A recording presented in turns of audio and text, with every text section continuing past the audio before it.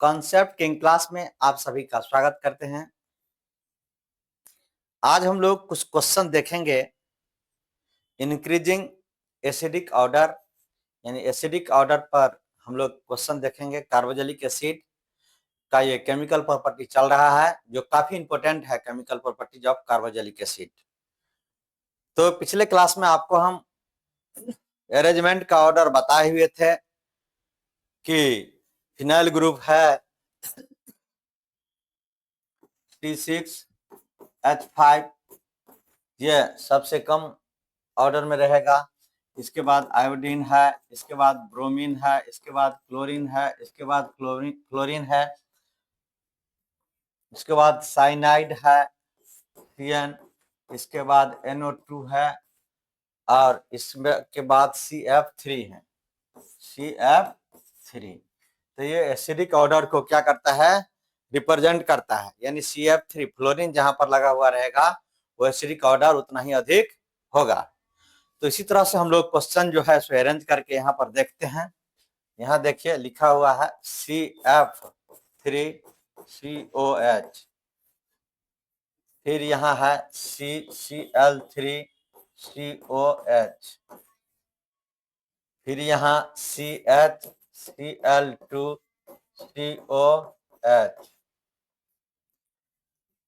NO2CH2 C double bond OH, NCCH2 C double bond OH। ये order है ना। तो सबसे ज्यादा जो एसिडिक होगा वो CF3 वाला होगा, क्योंकि आपको यहाँ पर हम बता दिए हैं। देखिए यहाँ CF3 सबसे, ये जहां पर लगा हुआ रहेगा उस एसिडिक स्ट्रेंथ यहाँ पर ज्यादा होगा। अगर मान लीजिए इस तरह से हो FCH2 C double bond OH, इस तरह से हो, यहाँ लिखा है ClCH2 COH, कार्बोक्सिलिक एसिड में ही लगा रहे हैं। यहाँ लिखा हुआ है BrCH2 COH, यहाँ लिखा है HCOH। तो यहाँ पर फ्लोरीन लगा हुआ है, यहाँ पर क्लोरीन, यहाँ पर ब्रोमीन और यहाँ कुछ नहीं है। तो सबसे ज्यादा किसका होगा, फ्लोरीन का, इसके बाद क्लोरीन का, इसके बाद ब्रोमीन का। तो ऑर्डर जो होगा ये इसका सबसे ज्यादा। नेक्स्ट में आइए, यहाँ पर C6H5COH, यहाँ पर लिखा है C6H5CH2COH, CH3C double bond OH,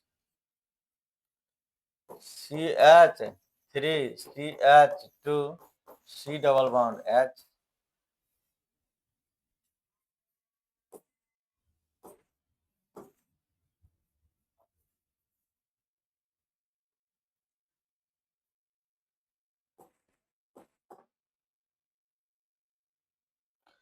इस जगह देखिए CH3C double bond H,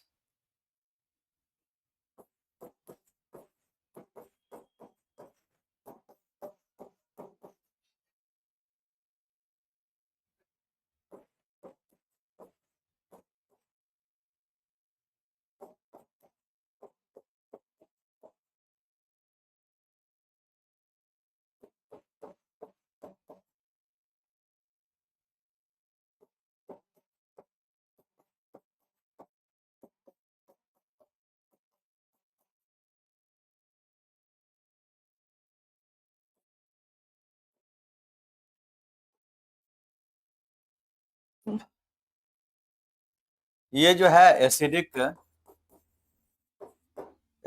strength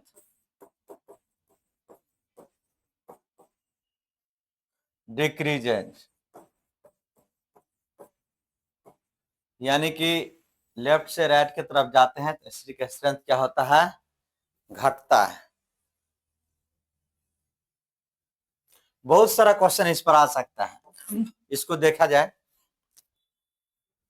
जैसे यहाँ पर हम एक क्वेश्चन लिख रहे हैं, आप देखिए यहाँ इसको, यहाँ हम लिखे हैं क्वेश्चन 1 FCH2C⋯H, ये हो गया। फिर ClCH2C⋯H, यहाँ लिखे BrCH2C⋯H, यहाँ लिखे ICH2C⋯H। तो इस तरह से क्या होगा, स्ट्रेंथ इसका बढ़ता हुआ चला जाएगा।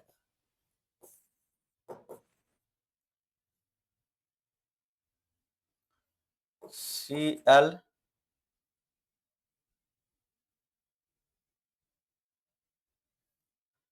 यहाँ Cl, यहाँ Cl और यहाँ C⋯OH, ये ज्यादा एसिडिक होगा। अब यहाँ देखिए H लगाए, यहाँ 2 क्लोरीन लिए Cl और C⋯OH, फिर यहाँ पर 1 क्लोरीन लिए H, यहाँ Cl C⋯OH। इस तरह से इसका क्या होगा, स्ट्रेंथ ये इसमें सबसे ज्यादा होगा, क्योंकि यहाँ पर 3 क्लोरीन लगा हुआ है और तीनों क्लोरीन क्या करेगा, इलेक्ट्रॉन को खींचेगा, तो H आयन जल्दी यहाँ से रिलीज हो जाएगा। डिस्टेंस पर भी डिपेंड करता है, जैसे CH3 CH2 CHCl है ना, C⋯H, ये हो गया। फिर यहाँ CH3 CH, यहाँ Cl, यहाँ CH2OH, फिर यहाँ CH2, यहाँ Cl CH2 CH2 C⋯OH। ये पहला पर है, सबसे ज्यादा होगा क्योंकि क्लोरीन नजदीक है। ये दूसरा पर आया है ना, इससे कम, आइए तीसरा पर आया। इस हिसाब से ये क्या होगा, स्ट्रेंथ इसका देखा जाएगा। 1-2 क्वेश्चन और हम लोग करेंगे। जैसे देखिए यहाँ, इसमें यहाँ H C⋯OH, यहाँ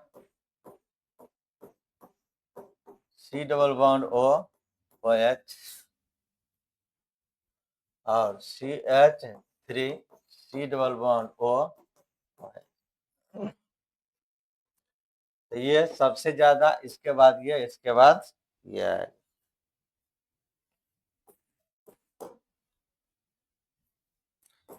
इसमें देखिए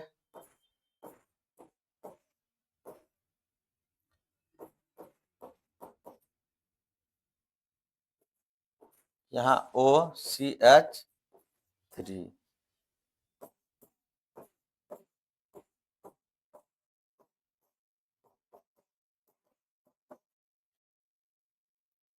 यहाँ पर NO2 लगा हुआ है,